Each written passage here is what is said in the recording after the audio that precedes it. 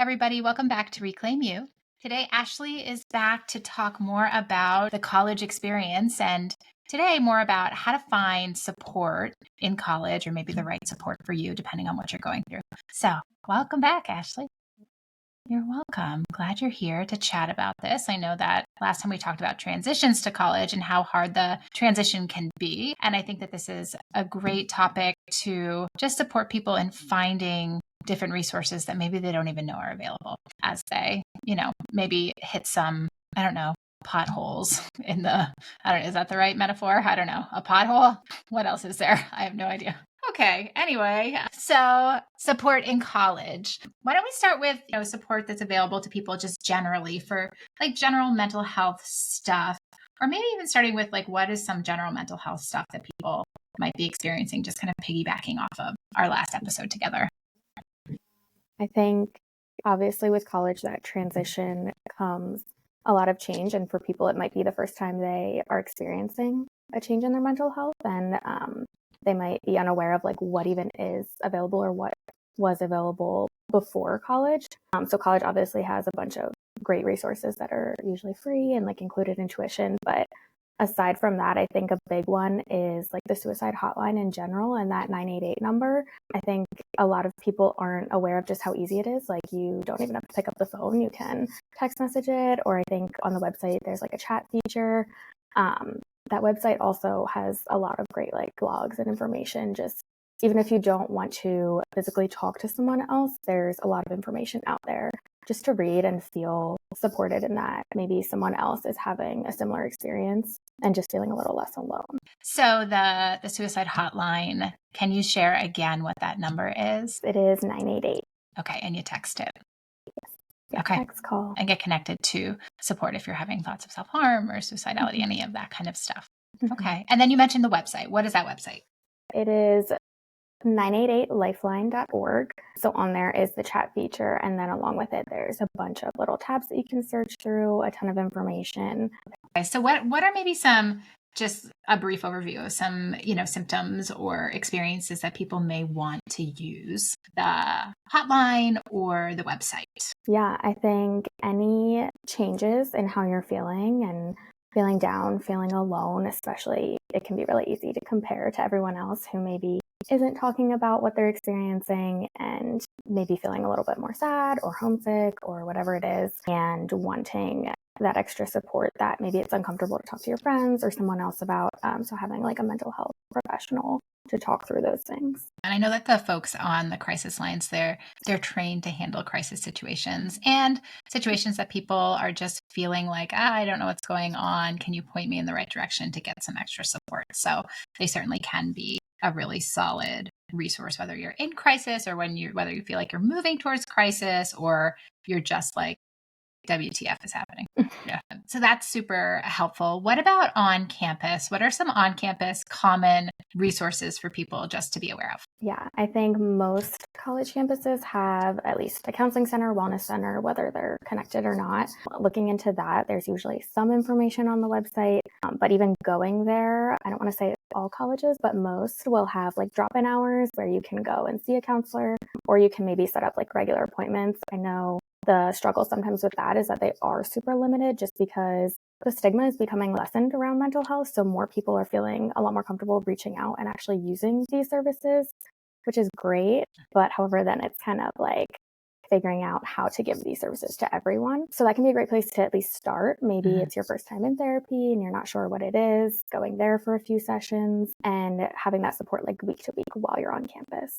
And I know because you worked in a college counseling center, you have experience being one of those people who maybe does a little bit of short-term work and then some maybe longer-term work, and also connecting people to outside resources, because I know a lot of the college counseling centers, like you said, they're overwhelmed with the need. And so they're referring out for longer term work a lot. So they're a great stop to just say, like, I am looking for a counselor for the long term. Can you help me?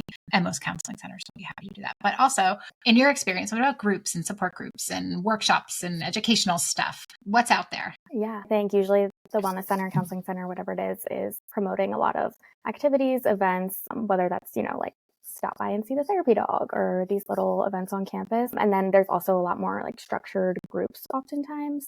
So those, I guess it depends on your college campus, how they're promoted. If you have to like access a counselor to find out what's going on, that would be like my first suggestion is just ask the counseling center, do they have any groups running? What are they?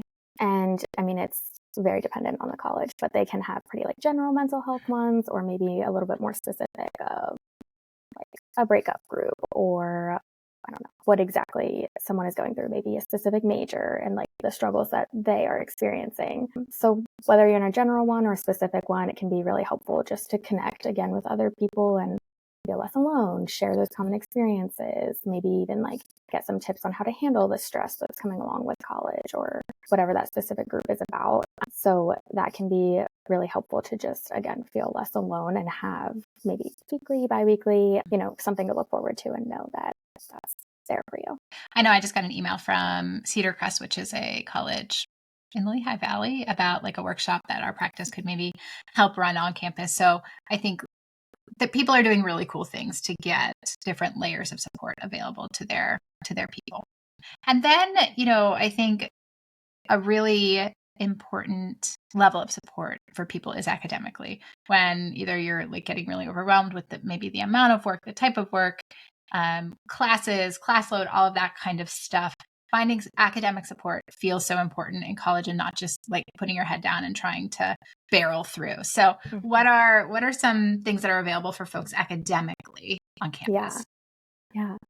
I think especially it can be a huge change from like your freshman, or even once you get into your major classes and you're like, whoa, this is a lot harder than my gen eds. So it's really never too late. It's not like only, freshmen can reach out and use these resources, but I think a great one is your academic advisor. Usually that's someone that you're meeting with every semester and probably pretty comfortable with. They know, your workload and what's exactly going on. And they can be a great resource for, again, if you're feeling overwhelmed, like maybe let's, drop a class or withdraw and there's like a W on your transcript, and that's okay. Sometimes you need to take a break. So they can really point you in the right direction academically of what is best for you and how to support you to not feel overwhelmed and kind of like do your best at succeeding. Whether that's slowing down, taking a break, adding more, whatever it is that you need, they can help determine like what might be the best course of action. And I also think professors, as much as like, yes, they are that authority figure, and sometimes it's a little bit scary to go to them, they can be a great resource to talk to about like, hey, this is going on in my life. I might need an extension or, a break or whatever it is, or maybe after the semester ends, I need a little bit more time. So they can help accommodate. Again, it's like on a case-by-case basis of how they're going to work with you. But I always say it's better to be proactive than reactive. And if something's going on, reaching out before it gets to a point of like no return. And now, it's finals week and now you're asking the professor for like all of these extensions and help. And they're like, you should have came to me a little bit earlier. So reaching out as soon as you notice something might be a little off or that you might be falling behind is definitely the best course of action, I think. Yeah, for sure. It's really vulnerable to be open with maybe professors or, really anyone, advisors, whatever it is. But knowing that really, there's exceptions to the rule, but as a whole, people want you to succeed, right? They want you to have what you need to learn and to grow and to be ready to like launch into the world. So embracing the vulnerability, feeling into it, getting support around it, and like doing the thing, knowing that it's going to cause you less stress later, like at finals week, that you don't have a bunch of crap to catch up on. Yeah. And even that just made me think of like the kind of long-term effects of advocating for yourself. And like, this is a life skill. College is about building life skills and not just academics. So like learning how to ask for what you need and seeing like the great results that you can get from that is honestly a great learning experience in and of itself. Yeah, that's for sure. And then what about, I feel like we may have talked about this a little bit on our last episode, but finding friends on campus, friends that are maybe the right friends for you. Because I know, especially as freshmen, right? We all go to college. For the most part, we go to college, we don't know anybody. We make friends with our roommates and the people on our floor, and then we start to expand out. And that can be such a scary process. But what are a couple good ways to connect with people who you're wanting to connect with, who can be the type of friend that you're actually looking for, not like that just happened to live next door to you? Yeah, definitely. I think as generic as it is, like clubs, again, are a great resource. And there's literally a club for everything and so many out there. And I know they have like that kind of like club fair or whatever it is, usually at the beginning of every semester, where you can really like see everything. But I feel like there are also a lot of drop-in activities at a lot of clubs that you can, whether it's like mid-semester and you're realizing, oh, my friends aren't a great fit, like I don't really know where to go from here. Usually there's, a website with like, here are the activities going on, or the Instagram pages of all the different clubs, like looking at those and seeing what they have around campus. And honestly, just showing up again, like people want to help you and, talk to you, and they're probably happy that you showed up and are there. So they're definitely willing to have the conversations with you, and finding a club that is something that you're passionate about can be really helpful, or even a club that's like related to your major and finding like-minded people there. And then those can be the longer term friends that are with you throughout college and are really sharing similar experiences of what those classes are like. And I feel like now they have really unique clubs, because my niece was just telling me that she joined a cheese tasting club at her college. And I'm like, a cheese tasting club? That's amazing. Yeah, literally something for everything. Yeah. And so easy. Cool. Yeah. Like low maintenance. It's not a huge requirement, and it's fun. I was like, what did you do? And she was like, we tried cheese. And I was like, oh, that's literally it. You just went around and tried cheese. I'm imagining like charcuterie boards everywhere. Yeah. It's a dream come true in my brain. My son was like, when I'm in college, can I join a cheese tasting club? I was like, dude, I think there's going to be much different clubs when you're in college. Yeah, super cool ones. Yeah, super cool ones, because this is so much cooler than I thought. Anyway, and then along with friendship, there is that really hard transition of maintaining connection with friends that you've left behind, that are maybe at different schools, or maybe stayed home, or maybe chose, to go a different route other than transitioning into college. So how do you kind of hold that? Yeah, it can be really easy to fall into the trap of like paying attention to what's physically around you, and kind of forgetting like what is back home and all of those strong bonds that you have. And I mean, yes, there are a lot of breaks in college, and you are home more than you probably think you're going to be. So there are those opportunities, but even, I mean, it can feel really overwhelming when you move in, you have all these classes, all these clubs, extracurriculars, whatever it is, and you feel like there's no time. My favorite thing to do was like walking to class. I would always pick up the phone and call, and like, I don't know, usually it's a far walk on campus if you're on a big school. So that's a great like 5-10 minutes. Hey, how's your day? Catching up. Even like calling your parents, calling home. It doesn't just have to be friends, but everyone's schedules are so all over the place at that age, no matter what you're doing. So there's usually someone available, and there are, as hard as it is to find, there are those little pockets in your day of time to connect. And, whether it's like sending a funny TikTok video that you saw, or sharing a picture of what you're doing, like there are those little ways of keeping up with that connection. Yeah, that's a great tip. And I think especially calling home, if it's something you're like, I don't really want to call home, but my mom or dad or parent or caregiver, whoever, really want to hear from me, it's time limited. So you have 5-10 minutes, right? It's not going to be an hour-long conversation. It's a great way to be like, oh, I'm on my way to class, so I'd say hi, right? Yeah. Or not, right? Or calling a friend or whatever, but that's a great tip. Yeah. Then you can be like, I'm at class, bye. Gotta go. Yeah, class is starting. I'm at my building. I'm out.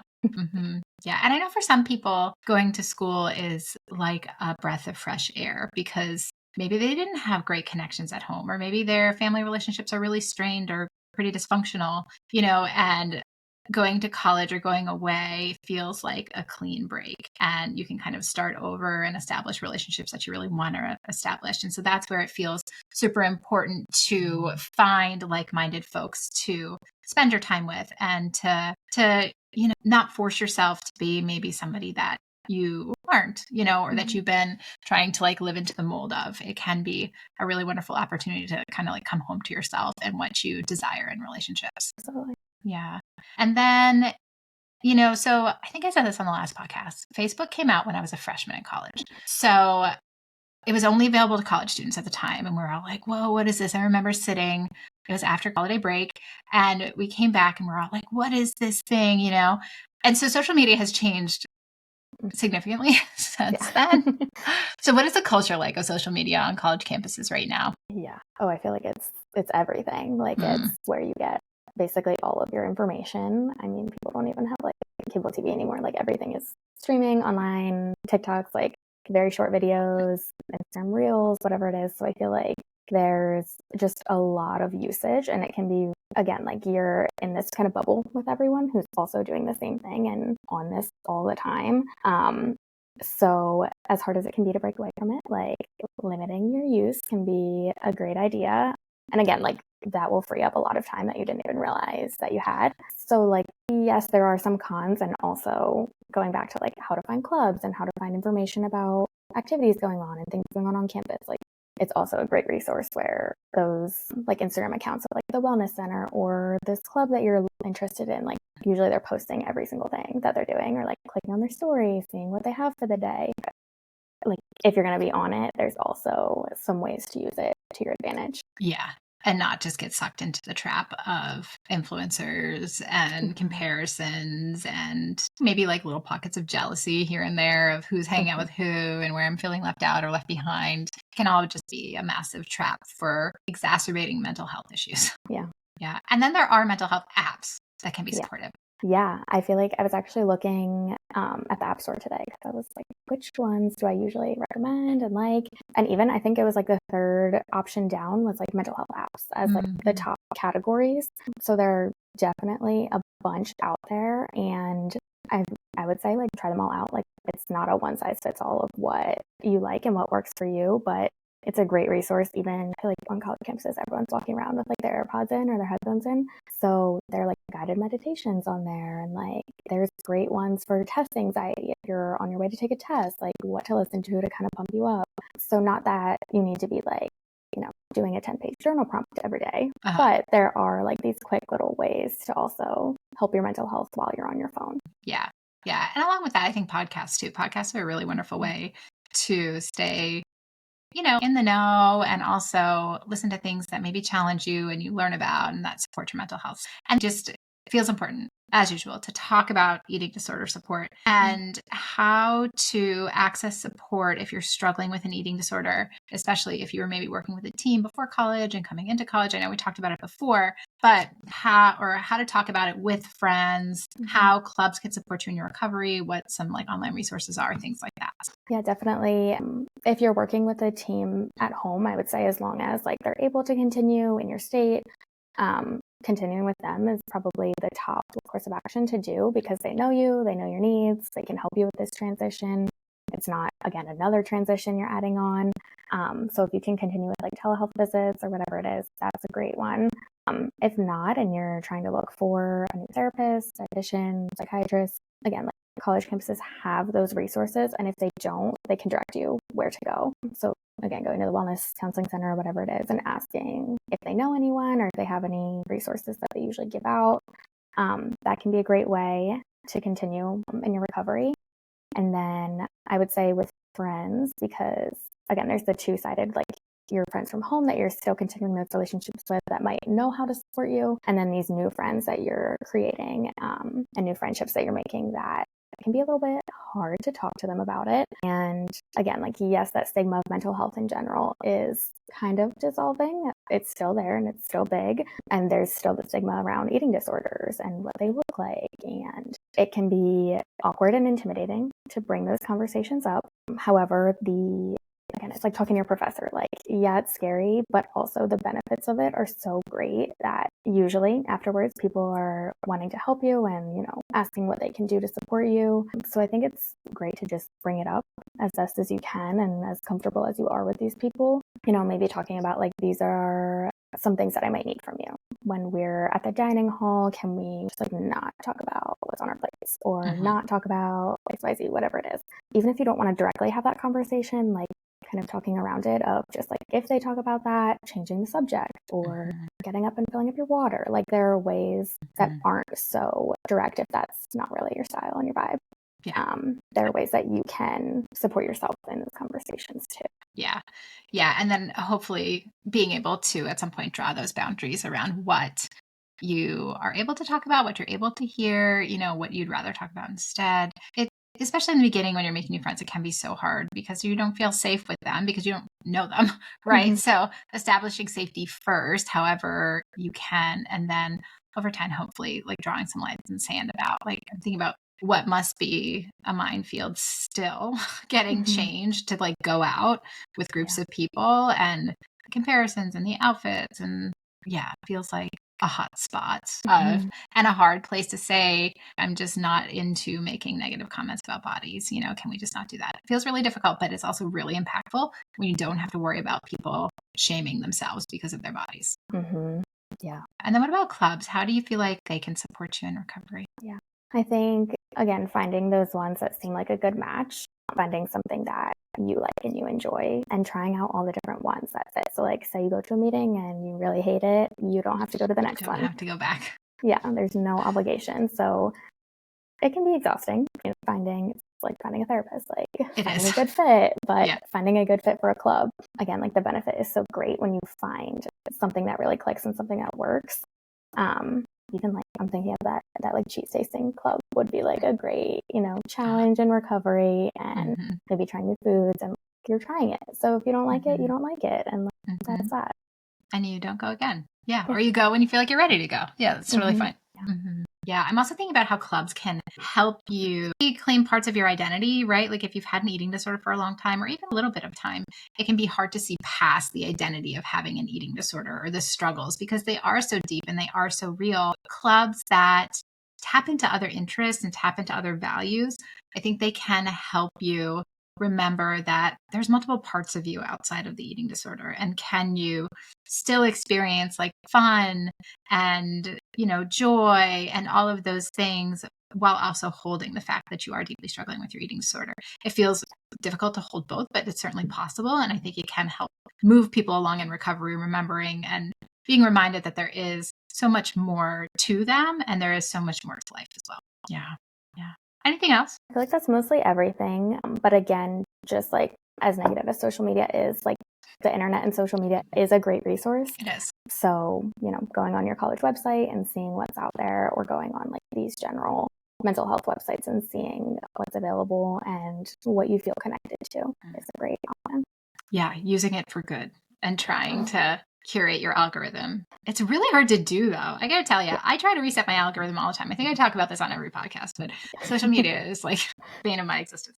But trying to view things that you want to view so that you don't see all the other shit. Yes. Yeah, which is hard. It is hard. It is hard. If Instagram is listening, I'm not a TikToker. So if Instagram is listening, they should make it easier to reset your algorithm. But I think they do it on purpose. Well, they definitely do. Yeah. It's like you watch one video and then it's like all they show you for the rest of the day. Yeah. Yeah, for like a year.